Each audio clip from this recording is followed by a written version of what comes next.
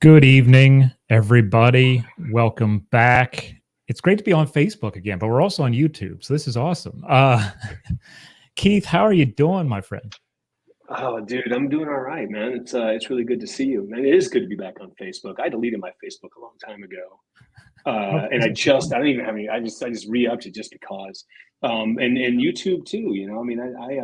I deleted my YouTube a long time, and I just put it back up a couple months ago. Dropped a couple videos on there, starting up a new series on there and everything. So yeah, it's good to see you, man. You're all yeah, right. You doing good? doing well, hanging in there here in Ontario, and we did have You are on. You are full Canadian now. I see you spelled things wrong now. I'm trying to blend in. Yeah, I You're already. doing a great job. Yeah, I mean, I got the flannel on. You got, yep. I wear the denim on denim all the time, so yeah, Hmm. I'm already there. I'm trying to get those permanent residency points up. There you go. Well, you're on the right track. That's for sure. Yeah, yeah. Welcome in, everybody. Thank you for being a part of this evening's festivities, no matter where you are, whether you're on Facebook or YouTube. We are live on my Facebook and YouTube, and we're also live on Keith's YouTube channel. YouTube. If you don't subscribe to his channel, please go over there and do so because there's more coming in 2024, and we can talk about that a little bit later. But it's so good to see everyone here in chat and letting us know where you're from. This is an event that started last year, right, Keith? That was our first one. Yeah, man, it's a tradition now. This is something we have to do forever and ever. Yes. I guess I'm going to have to keep reading. Me too. But yeah, we did this last year, and it was a hell of a lot of fun. And we talked about what we read last year that really caught our eye. And talked about some things that really made an impact on us. We're going to do it again tonight for everyone here. And we've basically settled on 3, but we're going to have some honorable mentions later on. Hopefully everyone brought your own mentions as well, because we love to hear what you're reading and the direction and course of your education in the pages, as it were. Keith, how has your reading been in 23? Have you kept up with pace of 22 or slowed down a little? Yeah, no, man. I read constantly, and with so much stuff coming out, it's really difficult to keep up with all of the new publications. And I'm constantly getting books. I get books in the mail almost every day now from the various academic presses. And I'm also trying to broaden my field. I mean, I'm a Civil War historian, as everybody knows, and I tend to read mostly Civil War books or something related to it in some way or another. But I'm trying to broaden my field out and look at some other things, even some stuff from some other disciplines, so I can, I don't know, just look at things with different eyes sometimes. And I think, look at things from different perspectives, think about things in different ways. And so the stuff that I've been reading lately has helped me do that. So for tonight, for example, I've got a couple of good Civil War related books, and I have something that's completely outside of my field. And then I have an honorable mention that I want to talk about later on too. So yeah, I'm trying. I keep up, man. I mean, it's tough. I used to just try to read the journals, and that helped me out. But I do the best I can. Yeah. I have had, and basically I've been inundated with books, even on the move. With the move, I should say. They keep finding me, and I keep reading. But I've had very little Civil War era as far as what I used to study, Civil War military stuff. I've had very little come in. One of the books that I have on here tonight is one that came in that I was very excited about. But I'm mostly getting involved in other stuff that I haven't touched before. And I'm really excited about one of those on your list. That's the wild card one, because that sounds really interesting. I'm not going to give it away, but I'm really looking forward to that. Again, good evening, everyone. Welcome in. We got Chicago in the house. We have Northfield, Mass. Gosh, I love Mass. Massachusetts. We got some Massachusetts in the house. We got Pittsburgh here. Paul, how are you, my friend? New Orleans, Suzanne, nice to see you. And we have our Canadian contingency here. Welcome in, Cam. Hope you're doing well. Thank you for being here. I think I got everyone in here. John McFarland, Florida's in the house here. So great to see everyone here. Thank you so much for being here. Melanie, welcome in. Thank you. So the way we handle this evening is Keith is going to start off with his first pick, and we're going to put it up here on the screen so everybody can see it. I've made slides for each book, and we're not going to do any voting tonight because we know Keith would win. So, I won last time, didn't I? You did. I don't know if that's necessarily true. Okay. Yeah. Well, is one. Okay. Well, we'll see how it goes. I think we should vote personally, but yeah, with this one, it's a little bit more interesting for the votes. It's like, that's it. Maybe that period doesn't appeal to someone, and someone shouldn't be penalized for that. But yeah, we'll see. But yeah, I'll be putting up the books as we go over them, and we're going to do a little background on each one. And we would love to hear some of your choices, your personal choices, in the chat as well. And I'll be bringing some up as we go through. So hopefully I can get this slide presentation to come up properly. But hello, Michigan. Sandra, how are you? Nice to see you here. So we're going to go over this and hang out. So Keith, we would love to get started here with choice number 1. Okay. Do you have the slide? Yes. I will drop us down here. By the way, this background is Purple Rain. Rest in peace, Prince. So we're gonna. That was the greatest album of the '80s. Let's be honest. I mean, that was really a tremendous, dude. I tell you, work of art. I mean, I don't know how many times I played that. Okay, yeah. I need to bring this up and share this out, and got it. There we go. Why is it not in full size? One second, everybody. I don't know why it's not in full size. Let me stop that screen real quick. Back here. I'm going to bring it up in a different way. Present. There we go. Oh, Canva. Here we go. We're ready now. All right, my friend. Okay, good. So this is, nice. This is President Garfield from Radical to Unifier. This is new from Simon & Schuster and written by C.W. Goodyear. And by the way, before I really go into what I really like about this book, let me just say something about Goodyear. Is an outstanding writer. This is something that you don't often find with academics. Apologies to my academic friends out there, but some of you guys, you can't write. That's the truth of the matter. And sometimes academic works can be overly dense and impossible using esoteric language, and Goodyear does not do that. In fact, he has a way with words, and some of the passages are so beautifully composed that I really had to read them a couple of times just because they inspired me to want to write stuff myself. When I reviewed this on my website, I even included one of the passages that I thought was particularly exquisite. But anyway, he can write. So what I liked about this book, Garfield, it covers his entire life from the humble origins, last of the log cabin presidents, one of these guys, through his early career in education and the ministry, in politics and civil war. In the Civil War, of course, he was a major general in the Civil War and fought at Chickamauga, especially. And then he went on to serve several terms in Congress as a member of the Republican Party before he got the nomination, which he didn't want, by the way, the nomination for the presidency, and won that. And what I particularly like about this book is the internal strife of the Republican Party during the Reconstruction period and post-Reconstruction, post Rutherford Hayes, post all that stuff, the strife within the Republican Party. You don't think about that often. We often think of Republicans as sort of this monolithic block with maybe the abolitionists on the outside early on being kind of like the small but very vociferous element of the Republican Party, but everybody else being kind of like kind of in the middle. But Reconstruction politics were very divisive, and post-Reconstruction politics, when it comes to things like civil service reform, when it comes to things like civil rights, and when it came to things like turning rule back over to the Redeemer governments in the southern states after Reconstruction, he served as a sort of bridge between the different factions within the Republican Party. Half-breeds and stalwarts were what they were called, for those of you who are interested. But he's kind of served as this bridge and worked as a moderate voice between these two things. And he brought people into his cabinet from both sides. So in that way, he was very, pragmatic, very prudent.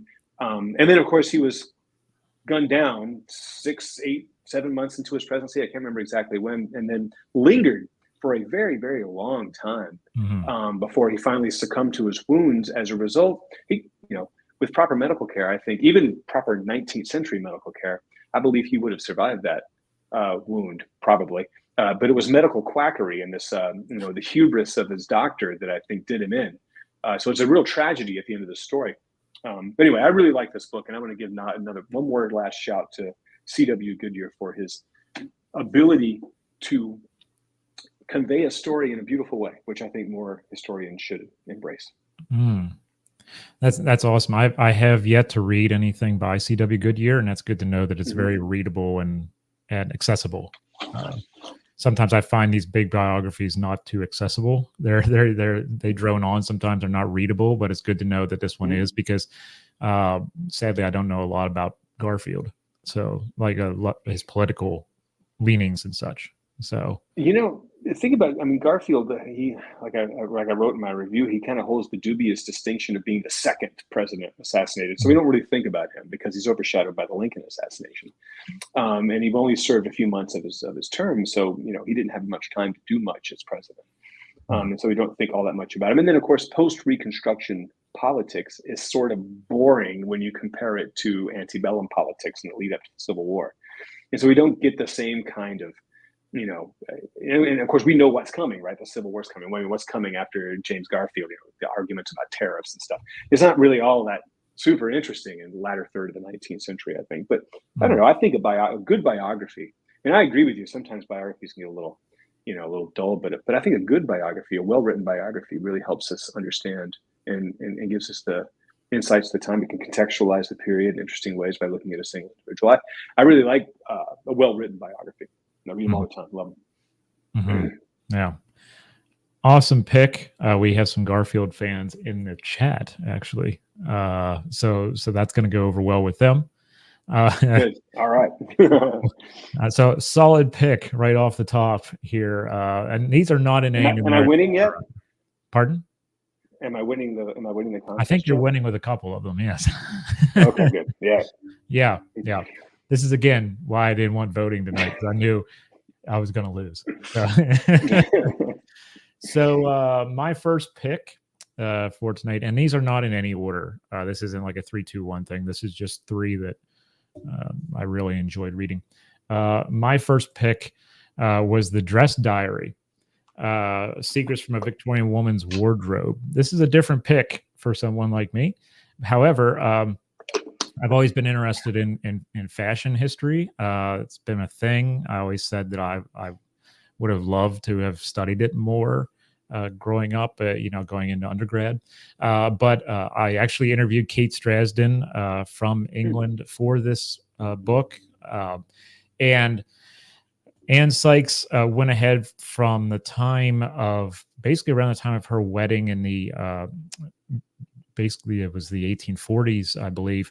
She kept all of the garments that she had worn. She kept swatches from each one, and then she placed it into this booklet. So it's kind of like a scrapbook of material culture history. And these are things that tend to pop up, especially in Europe, on the markets from time to time. Kate was given this wonderful piece of history at one point, and then decided to do a big treatise on it. And that's how The Dress Diary came about, as far as the book is concerned. The great thing about the book is that Anne Sykes is from a very upper middle class family, but she's not that royalty that we think of when we think of Victorian England and the royal family and what they wore and all this other stuff, because we think of Victoria with fashion history. This is someone who is upper middle class. Her father owns mills and such, so this is another reason why she's into material culture.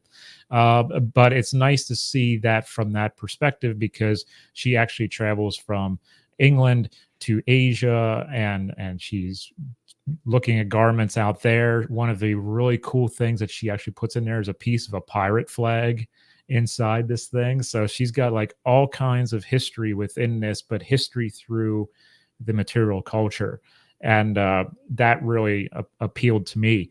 There are photos in the book of different pages of this dress diary. So you get to actually see her writing different pieces of it and what that meant to her. So I was really, really intrigued by that. As someone who grew up reading diaries and memoirs and such of people living in the mid 19th century, it was really neat to see this from a material culture standpoint. Literally, Kate can put her hand on material from the 1840s, 1850s, and I thought that was just a fascinating thing. The book came out early in 23. And as I said, I read it and interviewed Kate on my YouTube channel. And then I passed it on to someone else who makes clothing. So I figured I would pass that on to someone who would really appreciate that. But that's my first choice for tonight because it really did impact me and allow me to see material culture in a new way and understand how people actually basically pasted it into a book and told a story through these scraps of cloth. So that was really intriguing. That sounds very cool, man. You know, you can tell a lot about.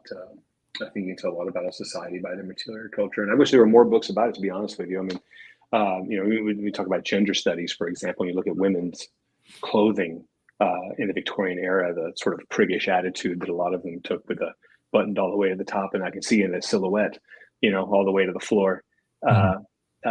Designs, you know, I think you can tell a lot about a society by looking at this stuff. That sounds like an awesome book. I've been making my lists too. So as I watch yours, I'm taking notes. Yeah, I have to say that it really made me wish that when I was reenacting, I had kept little swatches of different uniforms I had, because it was like I would have loved to have felt, just feeling that material again would have brought back those memories of, oh, I remember wearing this at such and such, or I remember doing this. So I can understand why someone like Anne would do something like that. It's just a really, really interesting piece to no pun intended, to think about when you're looking at a book like that, you know. And I know that you are also into the fashion scene as well, and it's something that might appeal to you, and actually might be one of the sleight of hand reasons why I picked this one for for next. I knew you would like it. No, that's a good one, man. Yeah. So we came out strong here, everybody. Thank you again for being here. We really appreciate everyone who is tuning in. Keith's first pick, President Garfield from Radical to Unifier by C.W. Goodyear. My first pick is Kate Strasden's The Dress Diary. Again, hope everyone's doing well. Please also not only let us know where you're at right now, but let us know some of the books you read this year that impacted you, because that's what we're going to be talking about tonight. It's not just about me and Keith. We like to make this a community effort. So please do so. This Paul says that I won over Paul. I gotta poke my head over like Kilroy. Creative picks, maybe a pick for my Virginia book group. Yeah, there you go. That's a good pick. Paul is the Garfield fan though, so I'm sure he's gonna vote for Garfield. Yeah. So there we go. Round one out of the round one. And thank you, Canva, for allowing me to make these fantastic slides. It's so much better than PowerPoint, if you can get it to go properly. I started off a little weak. Hey, it's working now, so it's good. It's fine. I'm just glad I have a second monitor to keep an eye on things. So, Gabrielle Emmons, you're over on Keith's YouTube channel. Gabrielle, favorite 23 was Nimitz at War by Craig Simmons. I've heard good things about that book. I've heard good things. I don't know why my face is hidden, but kind of like it. When it's beyond there. Have to look at that one. Nimitz at War. Yeah, that sounds pretty cool. I'd like to check that out too. Yeah. Thanks for that. And thanks for that nod. That's a good one. We got one more. Walking the Ground. If you're not following Walking the Ground, please follow Walking the Ground. Does some great things. The Wager, A Tale of Shipwreck, Mutiny, and Murder by David Grann. That, I think, is one of the top 30 of the year on the New York Times history list, I believe. The Wager. Really? So there you go. There's a good one. All right. Cool. All right, Keith. Next pick, my friend. Next? Yeah. Okay, here we go. Wait for the dramatic slide change here. There it is. Ta-da! This is one I want to read. Excellent. This is an excellent book. Longstreet, the Confederate General Who Defied the South. This is new from Simon and Schuster. Also, wow, they kind of covering a lot of stuff by Elizabeth Varyn. And if you remember, Elizabeth Varyn is the author of a really excellent book called Armies of Deliverance, which was one of the most influential books that I read in the last 10 years. That one, along with Contest of Civilizations, that's Andrew Lang's book. Both of those books together really worked well for me when I was trying to figure out things like American exceptionalism and what that meant in different sections of the nation. But this new biography, again with the biographies tonight, so we're going strong with biographies. This new one on James Longstreet, I have been fascinated by Longstreet since I was an undergraduate at UCLA. He was, when I took Joan Wa's Civil War course there a long time ago, one of the things that she talked a lot about was the lost cause and how, post-war Southerners kind of created this mythology around their defeat, really, and the explanation for their defeat, what the war had been about all the time, talking about how their soldiers were the most virtuous, especially Robert E. Lee, these kinds of things, and that Longstreet kind of worked against the grain in this. James Longstreet, who had been, Robert E. Lee's number 2 guy, all throughout the history of the Army of Northern Virginia, except for a couple of moments there when he was his army was taken off and his corps was taken off to put in Tennessee, and when he was wounded at the Wilderness in '64. But apart from that, he was with Robert E. Lee throughout the Army of Northern Virginia as number 2 guy, most trusted lieutenant, really, in many ways. And at the end of the war, he had the audacity, some would say, to actually criticize Lee in print, in writing. And a number of the writings that he was doing with Century Magazine and various other publications, and claimed that had Lee listened to him at Gettysburg, of course, and followed Longstreet's idea about fighting at Gettysburg, then they would have secured victory there. And of course, with that victory would have been independence and various other things like that. And of course, there was a huge campaign against him led by people like Jubal Early, to smear campaign on Longstreet. And very, very quickly after Lee's death, especially in the 1870s, Longstreet became one of the most vilified of the former Confederates by ex-Confederates and other white Southerners. This book does a wonderful job at tracing that history, but it goes beyond the sort of old way of looking at things to look at Longstreet's political presence during Reconstruction South, some of the things that he got behind, both as a diplomat and in various other roles in the U.S. government under the Grant administration, and afterward, after that, working in places like New Orleans and various other places around the South, where he always came off as a great supporter of the South, sometimes in kind of paternalistic ways, sometimes not, but always as a great supporter of the South. And suggesting that the Confederate defeat was actually probably at the end, and emancipation was probably the best thing for the South in the end. And he worked in ways that allowed for Black participation in government and in the military in the South in very interesting ways. And of course, that adds more layers of complexity to how many ex-Confederates vilified this guy at the end. And he lived a very long time, Longstreet did, into the 20th century. And his second wife, Helen Dorsch Longstreet, lived until the 1960s, up until the centennial. Wow. She died in her 90s, and she, her entire life, for half of the 20th century, she spent pretty much trying to redeem his character, and went on campaigns to show that, Longstreet was actually a guy. And she had an interesting history all to her own, which would make a great biography too, for someone to take it on, because her life in the 20th century looks absolutely fascinating. So I love this book. Again, another great biography. And again, like I said before about the Garfield biographies, you can really, by looking at a well-written, and Elizabeth Varyn writes very, very well. She's at UVA right now and teaching there. She writes great in the Civil War department there. And a great biography can really give you insights into the period, help you contextualize the period in all kinds of unique ways, I think, by looking at it through the lens of one particular person. So again, strong book for me, 2023. So her last 2 books have been big thumbs up for me. I think she's one of the best Civil War historians out there right now. So I strongly encourage anybody to get their hands on anything Elizabeth Barron's written, and go for it. Nice. They have the Keith Harris seal of approval. Yes, they do, and that's not easy to get. By the That's way, not. I can be pretty critical. I mean, hey, and let's be honest. I'll give this book a little bit of criticism. Okay, so the one thing that I would criticize about this book really is the subtitle. It's the Confederate general who defied the South. Now, I know I'm going to sound overly academic here, and sometimes I think this stuff is kind of like, okay, seriously, dude, everybody knows what she's talking about here. But let's break this word down here. The South could mean all kinds of things, right? And so when I do write my review, I haven't written it yet, but when I do, I'm going to bring that up. The South can mean a lot of things to a lot of different people. So what she means here, I think, is the Confederate general who defied the Confederacy, or the remnants of the Confederacy, or the former Confederacy, or whatever you want.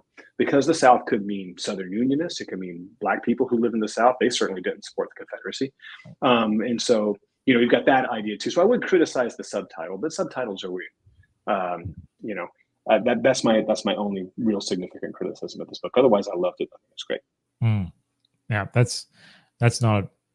it's not bad criticism at all. Yeah, it's constructive. That's what we do. We constructively criticize. Yeah, that's right. Yeah, we don't bust each other's chops. We're just like, subtitle's a little interesting. So, all right. Before we go to mine, I actually want to change how we look here because we have a lot of feedback on here about the book. That book was just gifted to me, the Longstreet book. Rob lets us know that he's also Merry Christmas. writing the Longstreet record at Gettysburg. So Rob is reading a lot about Longstreet apparently right now. Oh, you should take a look at Corey Farr's book on Longstreet at Gettysburg. It's a pretty good book. He and I, he was on my podcast a few years ago when that book first came out. He and I disagree on a couple of things, but since we mentioned constructive criticism, this is, right. I think, there's lots of ways to go after each other. You can knock people down. You can be hostile and antagonistic, and that really doesn't get you very far.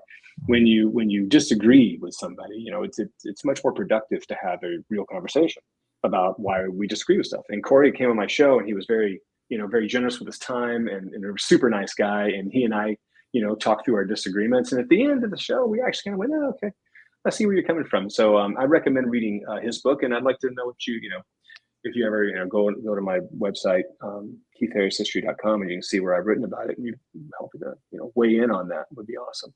Because it's a good book, and he makes some pretty valid arguments, I think.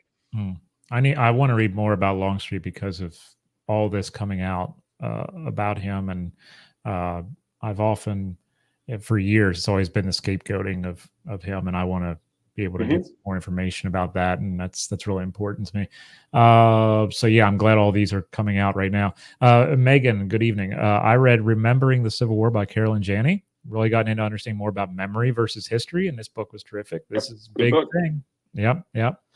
I'm all about memoryscapes, and so's Keith in many ways. So we've been on memoryscapes together. So yeah. Yeah, Carrie and I went to grad school together, and she's a first-rate historian, so that's a very good book. There you go. And Suzanne says she's reading The Iron Dice of Battle by Timothy B. Smith. I don't know if I've seen that. I don't think I've seen that one either. That sounds kind of interesting. Yeah, I'll have to see what's going on with that one. So this is my one tonight that is Civil War battle related that I've been waiting a long time for. And it was Hartwig's book. I dread the thought of the place. The Battle of Antietam and the end of the Maryland campaign. The second of the two. If you put each one of these books and you put it on top of each other and you weigh them, they're the same weight that I am. These are heavy books. Okay, but you need to be. It needs to be heavy.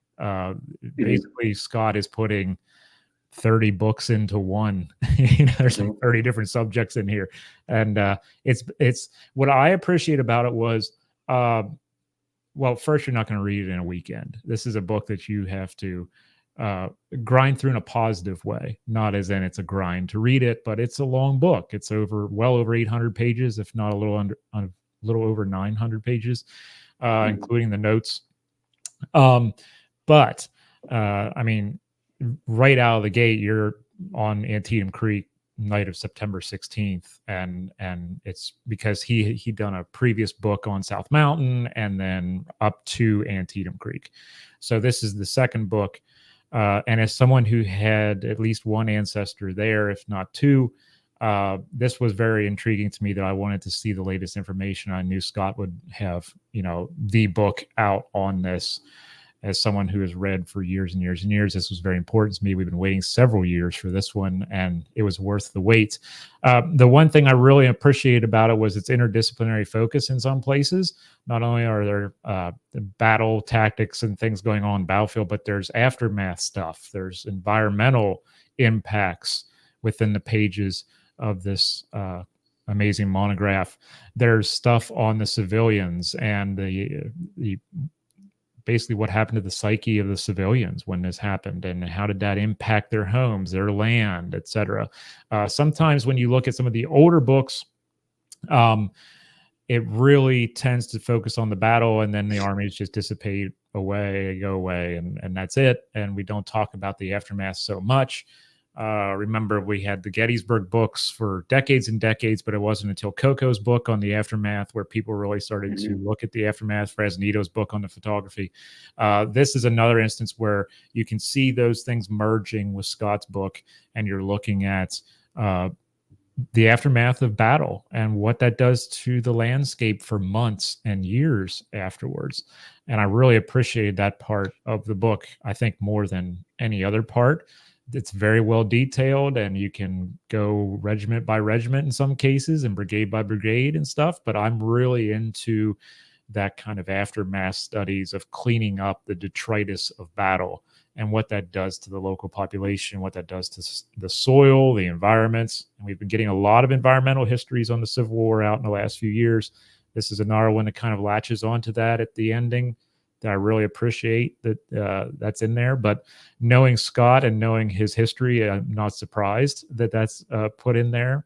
And it's just very, very readable, even though it is an immense book, but it needs to be immense because of the subject. And I've really found it very readable and accessible. But you're gonna need to eat your Wheaties when you pick this thing up, because it is a hefty book, but well worth the time. And it is one of my top 3 to come out this year. So this would be, if we were doing a ranking, this would be in the top 3, definitely. That book has been on my list for the first volume has been on my list for a minute. Now that this one has come out, now I've got to put them up. I'm just going to get them both together and sit down and just start taking it on, because I really like Scott. I've met Scott a couple times. He's a cool guy, and he was with the National Park Service, isn't that correct? Yes, yes. I think he took me and Gary Gallagher's Civil War class once around, I want to say Cold Harbor, many years ago, and then I met him a long time ago at Gettysburg, and then I was doing a book signing at Gettysburg a few years back, about 10 years ago, I think, and he was there signing editions of the first volume of this. So, it's great. It's and I love that he's taken on some of the environmental history stuff. It's something we don't really think about. When you think about these battles, you don't think about what happened the week following the battle and all the things that are left behind, and how much damage that 150,000 people show up at your farm and do what they're going to do. They're going to leave behind some stuff. There's a good book, by the way, another good book about this campaign called "When Hell Came to Sharpsburg" by Stephen Cowey, that came out from Savas Beatty. Yeah. I don't know if it came out this year or 2022. I can't remember exactly when, but that's also a great book that takes on some of these things, about the water tables and the bacterium getting into the water tables, and people just like civilians getting sick for months and months and months and months afterwards because of this kind of stuff. And it's stuff we don't think about. And so it's a great pick. Yeah, I'm really into that, and me, I'm into burial detail history, grave registry is what we would call them later, mortuary affairs is what we call them now. So I'm all about the cleanup efforts and the costs and the environmental impact, as we say. So that really touched that base for me. So that's really important to me. So that hit home. But yes, Paul says in the chat, Scott was chief historian at Gettysburg. That's right. And I remember meeting him when we were shooting the um Antietam documentary way back in the 90s, late 90s, with an organization, and I was commanding an original 12-pound Napoleon on the field as a 16-year-old, and I met Scott there for the first time, and then I got to interview him on his first book here, the one before this, 2 years ago. So yeah, it's a small world sometimes when you get to interact with some people in this colleague group. Yeah, it is. So yeah, I want to go back here to the chat. Here's our picks, everybody, one more time. Longstreet, the Confederate General Who Defied the South by Elizabeth Barron. And that's Keith's pick. My pick was I Dread the Thought of the Place, The Battle of Antietam, and the End of the Maryland Campaign by D. Scott Hartwig.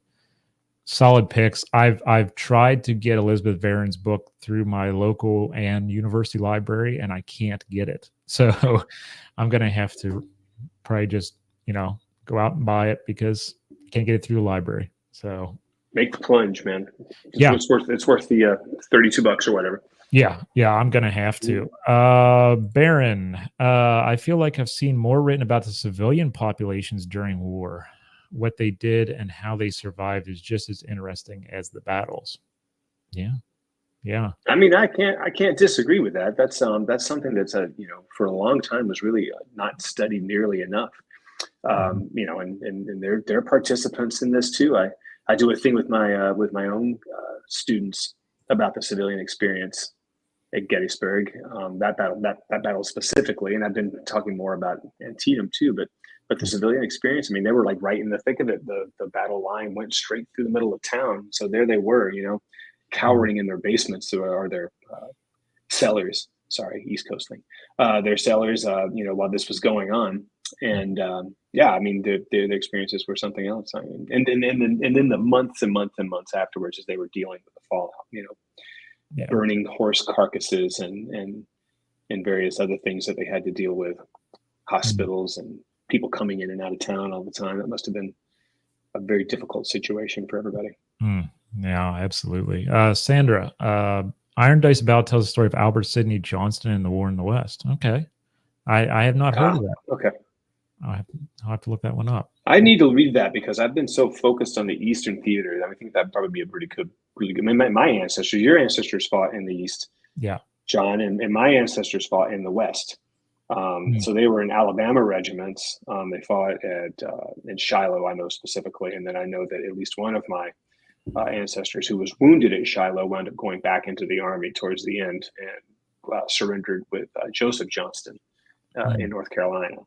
So, and I have lots and lots and lots of other ancestors I've found that fought in Alabama and Georgia units, but only in the West. I can't find anybody in the East. I would love to find somebody who fought in the Eastern theater so I can go in when I take my trip there every year and go like walk in the footsteps. Yeah. Always a trip. Yeah. I'm kind of upset I can't be at Antietam with you. That's my favorite. I love that battlefield. It's really a cool place. It's not as crowded as Gettysburg, which is always nice. That's right. Mm-hmm. Okay, everyone. Thank you again for being here. We appreciate everyone, whether you're on my YouTube, Keith's YouTube, my Facebook. Really appreciate everyone for filling up the chat. Hope everyone is doing well and getting ready for the new year. Before we get into the final round, I do want to say that Keith and I both are really interested in creating a larger digital footprint in 2024 in multiple ways. Me even more so than I have been, even though I feel like I'm about on every social media platform. I'm going to do even more. Keith, what are you looking forward to doing in 24 as far as your digital outreach? Yeah, I'm doing all kinds of stuff now. I'm rethinking a lot of curriculum decisions in my teaching. So I'm trying to reach out to other teachers to teach U.S. history in high school, to sort of rethink how we approach the discipline and the virtues and pitfalls of traditional methods, new ways of thinking about things, how to use stuff like generative AI, that sort of thing, because that's with us now, and figure out how to best effectively use that in ethical ways. Also, I just relaunched this YouTube after not having it available for the better part of a decade. but now relaunching this YouTube, and I'm going to put up my class, essentially my United States Honors United States History class, in little short 8 to 10 minute segments, and put that up and make it available to the public. So, for kids out there who are taking the same sort of course, want to kind of expand their horizons on that, and also for teachers, high school teachers who might want to get some ideas about how to engage primary sources, and how to think about discussion topics and various other things like that. Awesome. Awesome. I'm looking forward to seeing it. Me too. Yeah. All right. Let's go into our final two picks. And we are ready to rock and roll on this one. I am really looking forward to hearing about this one, Keith. So go right ahead. Okay. All right. Well, you put the slide. There it is. Okay. So this is what you were calling the wild card pick. Yeah. This is something that, I saw this in the Norton catalog, and I said, that looks interesting. I'm going to check that out and see what that's all about. It's Culture: The Story of Us from Cave Art to K-Pop, by Martin Puckner. And really, this is something that you wouldn't think I would necessarily gravitate towards, and you'd probably be right. But I read this and I went, oh my God, this is such an excellent book. It has nothing to do with the Civil War, nothing really to do with United States history at all. But it's his approach to culture. And since you were discussing material culture earlier, this would be a book I think that you would really like, because it spends a lot of time talking about material culture, but other aspects of culture too, including religious practices and linguistics and manners of dress and the kind of food people eat, and just all kinds of stuff, right? That we can associate or generally define as cultural expressions in the human experience. And what he does beautifully, and this is, I think, really relevant to our political polarization these days, and people get very upset sometimes, and oftentimes for the right reasons, I think. But things like cultural appropriation are things that are very prevalent in our current political discourse. People that don't belong to a particular culture appropriating elements of another culture and embracing them for their own purposes, whatever those happen to be, sometimes for malicious reasons, sometimes in mocking reasons, and sometimes because they think something is cool, right? And so they embrace it themselves and begin to emulate that things, and then they're accused of things like cultural appropriation. And I think, and the author agrees that there are instances where, these things are we can look at them negatively. When somebody, a white kid puts on an Indian headdress and goes to Coachella and dances around foolishly, whatever, you might call that cultural appropriation, and I would tend to agree. But what he argues, and this is where I think the book does its best, is what he argues is that it's really difficult to pin down the original owner of anything cultural, right? It's very difficult to pin that down, because cultures evolve and people adapt them, and they change and they blend and they move and they do all kinds of things. And so any given culture that any particular group of people that claims possession over any given culture has gotten that element of culture from somewhere else themselves, and have appropriated it for their own uses, changed the definitions of it, and done all kinds of things. And so really there's a blending of cultures that goes on, sort of a syncretism, if you like, of different cultures coming together.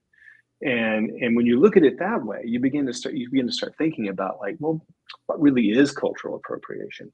Is it necessarily this sort of mocking, stealing of somebody else's culture, or is it just the way the cultures evolve? When you start thinking about religion, and when you start thinking about the way people dress, or the way people wear their hair, or how they speak, what they eat, all these kinds of things, how they dance, how they interact with one another, all that kind of stuff we've picked and selected and done all these different things. Humanity has, from all different aspects of different groups of people, and that has come together in what we might think of at any given time as one person's particular culture, but really is our elements of lots of cultures that had come before it. So I really love the way that this book explains that, by looking at everything from ancient Egypt to popular music in South Korea. So I think there's just so many things that are going on here. So it takes a very broad strokes in many ways, but still pins us down to this idea of what culture really is. It makes us rethink that. And when you force a reader to think about things in new ways, I believe you have written a successful book. So I believe this book is a tremendous success, and I recommend it to anybody. How would you use some of that, Keith, in the classroom? Because you're with young people all the time Mhm. with your students, and you're talking about culture, and you're talking about popular culture and things like that. Uh, how is that going to come into play with your students sometimes when you're talking about things in the modern era? Do you think there's going to be something of use out of that for discussion in the classroom? Yeah, I totally do. I mean, we tend, I think, sometimes to look at cultures as monolithic Yeah. or non-dynamic, if that's even a word. But I wanted to give them the sense that cultures are groups of people, right? Take any indigenous culture in North America when Europeans arrived. Those cultures had existed for a very, very, very long time before Europeans ever showed up. And over the course of the millennia, before European contact, those cultures had undergone all kinds of transitions and evolutions and various other things with different groups of people interacting and exchanging material goods and DNA and, and language and all those things. And so it is a dynamic process. And so if you look at any particular moment in time, what you're looking at is the culmination of that dynamism over the course of sometimes thousands of years. So when we look at, Hellenistic Greeks, for example, and I do with my ninth graders, I teach a world history course, and we look at the Greek world, the Mediterranean world, Hellenistic world after Alexander the Great. We look at the inclusion of not only Macedonian Greek culture, but also Persian culture, for example, and Mhm. how those two things came together. And now out of that, something new. So if you look at post Alexander Greek culture, is going to be very different from pre-Alexander Greek culture in so many ways, Right. because of the blending process. Mhm. And that's just kind of how humanity operates. You Mhm. know, you started spelling favorite with a U. You see what I mean, John? It's Yep. happening right here in front of us. That's right. It's incorporating different elements of other cultures Mhm. into your own, Mhm. and there you go. So Yeah. it can be the most subtle things, um, but over the course of hundreds or even thousands of years, those subtle little changes, might appear as if they were always there, but they weren't. you Right. know and so that's I mean, we do this kind of thing all the time in incorporating linguistically, for example. I mean, I live in Los Angeles. Los Angeles is 50% Latino. Mhm. I use a lot of words colloquially that are Spanish words Mhm. because, well, I live in a community that is half of the population speaks Spanish. And so that, sort of just gets exchanged. Well, I didn't grow up speaking Spanish. I didn't, learn to, speak some Spanish until high school, really. But now that's incorporated as part of, I mean, you know, my day-to-day conversations with people often incorporate some Spanish words. So Right. that's kind of how things work, right? Right. Right. Yeah. You you have to slide that in there. I'm putting U's and stuff that I haven't been. I gotta learn how to spell defense a different way too. It's just gonna be They crazy. spell that word differently too. Oh wow, Yeah. man! It's like Yeah. they do everything different up there. It's like defense, as in fence around your property, not Oh FENSE. So really? yeah, so I gotta learn all that over again. It's not lieutenant, it's lieutenant. And I'm like, ugh. Lieutenant. Well, that one I know. So we're going back to the old days, the old days. Mm-hmm. The people The who moved here King's after the English. revolution were the loyalists. The next generation was the Mm-hmm. late loyalists. I'm kind of like the late loyalist, apparently. Yeah, you're speaking the King's English. It's all good. It's all I'm a good, little man. late. It's fine. Mm. You can't take the Appalachia out of this guy though. No, no. I'm still gonna be saying certain things they have no idea what I'm talking about. Mm-hmm. All right. I want a copy of this book too. So we both have some decent lists where we're going to work off of each other here. Yeah, Uh, this could be good. finally, this one is my pick of all picks because it tells a story that needed to be told, and I think that this one. It's a small book. It's not like the other books I've listed. This one's a shorter book. It's an easy read. Uh, and it's one story that needs to be told outside of just during Women's History Month. This needs to be told all Mm-hmm. the time. Earning Their Wings, the Wasps of World War II, and the fight for veteran recognition by Sarah Perry Myers. This is someone else I had on to talk about this book on my YouTube channel. And it is a fascinating read because the women's air service pilots were just a group of women who were allowed to fly military aircraft from factories to bases or from base to base. And the only thing they needed to have to sign up was a civilian pilot license. And this whole thing started during the FDR administration with pilots because there was this initiative during the New Deal that allowed people to go get a pilot's license pretty cheaply at that time. They wanted to get more pilots. And so this was another initiative to get more people in the job market and elsewhere. And some women who had earned their wings as far as pilots were concerned before the war could now join up and fly military aircraft, training aircraft as well, from base to base or from factory to base, and allowed the logistical effort, the immense logistical effort of the Second World War to have another step in that whole process. What is interesting about this was these women served until 1945, and really they didn't get recognition until 1977. So for 32 years, they're having this political process behind the scenes to try to get veteran recognition. They are changing the hearts and minds of some people who still have the misogynistic idea of what service is.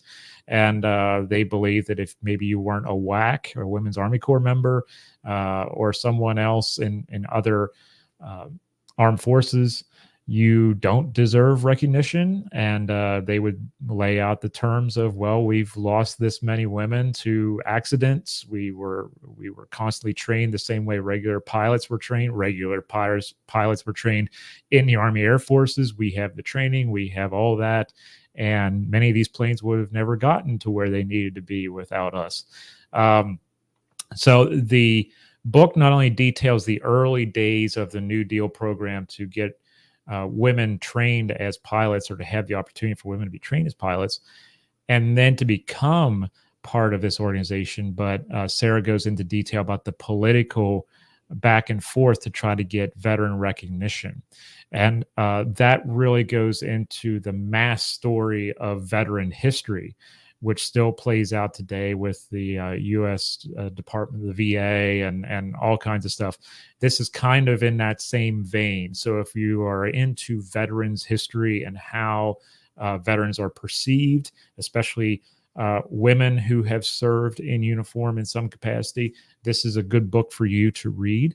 It also details their efforts to try to showcase these women as glamorous, because they didn't want them to appear, quote, too manly and showcase that side of the war effort. And it was all about putting on the facade to allow the cameras to shoot what was, quote, right about the organization. So this also, because that goes into photography history, film history, because they are being filmed and they're putting this into theaters.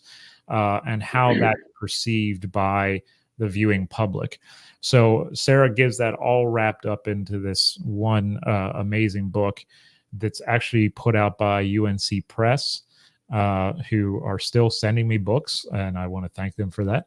And it's just a really good read. I've really been into women's history, gender studies, stuff like that, because we often hear the term manliness in military history, but what does that mean and how does that change over time and stuff? That's what I'm really, really interested in some ways. It's kind of like a side project for me.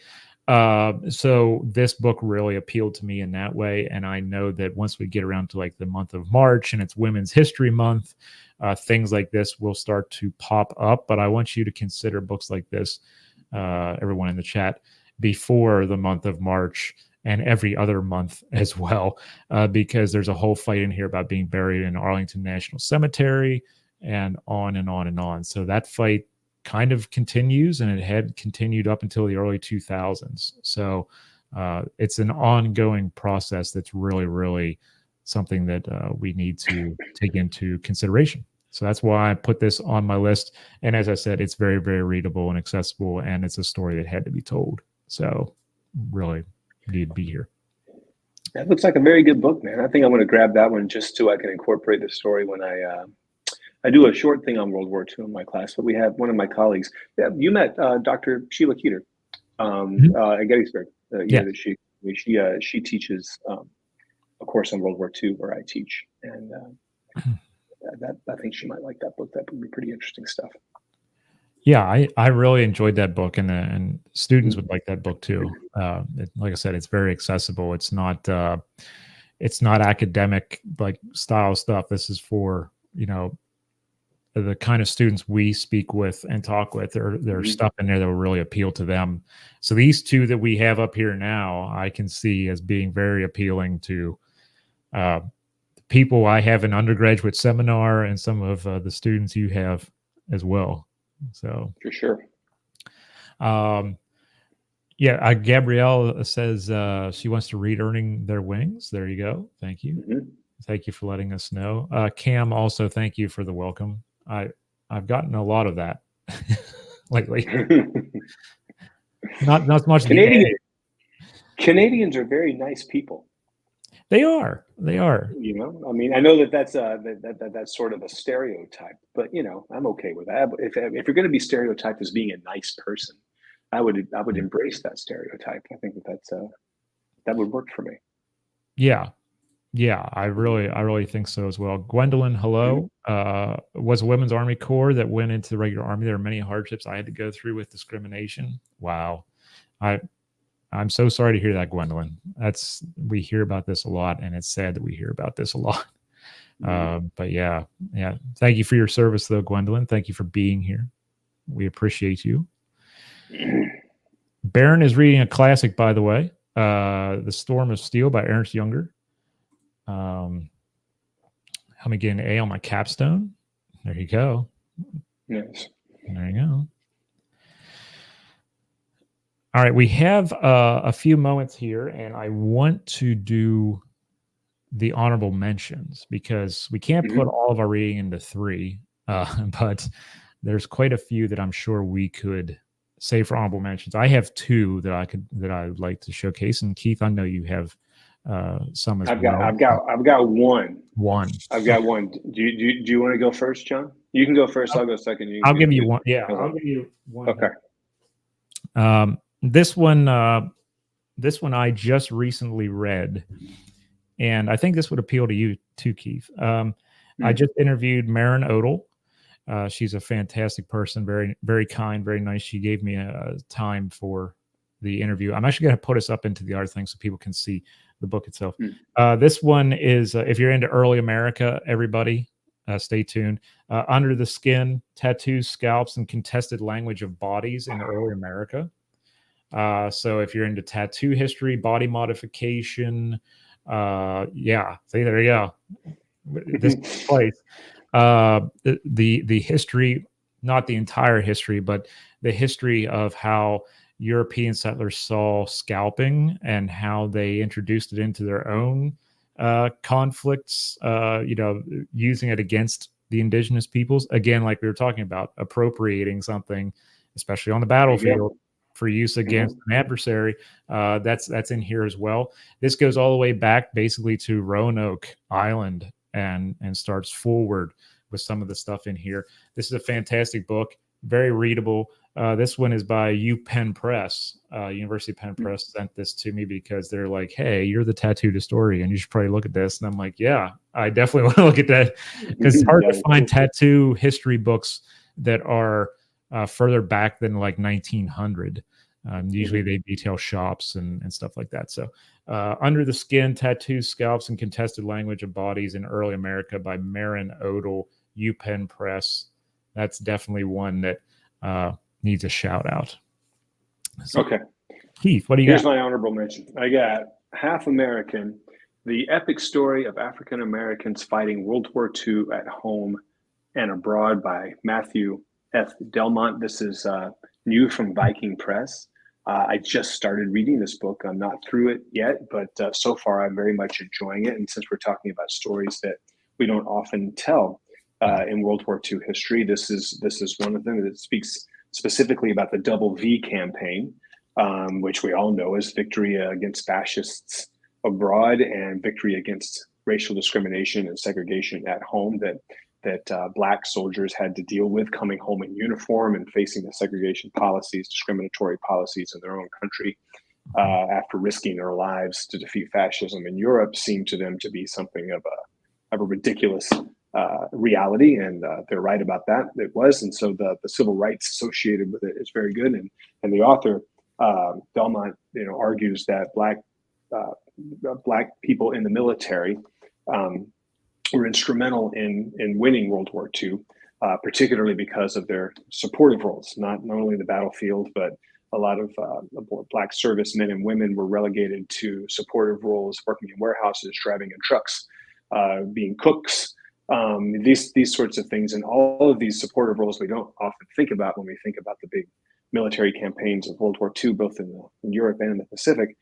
For every person carrying a gun into battle, there are several behind the lines in supportive roles, making sure the uniforms are in place. Excuse me, making sure there's food to eat, making sure the supplies arrive where they're supposed to arrive. All those sorts of things. And many of those things were done by Black servicemen and women. So this, I'm really looking forward to finishing the book. So far, I'm enjoying it very much. So there's my shout out. Awesome. One more shout out for me. This is by Stephen R. Bound. I hope I'm saying his last name right. It might be Bone. I just received it. I just started reading it. Penguin Random House Canada just sent this to me. So shout out to my new home and Penguin Random House saying hello to me by sending me books, which is fantastic. Thank you for that. Dominion, the Railway and the Rise of Canada. So this is basically the way west and opening those lands up for the railroad.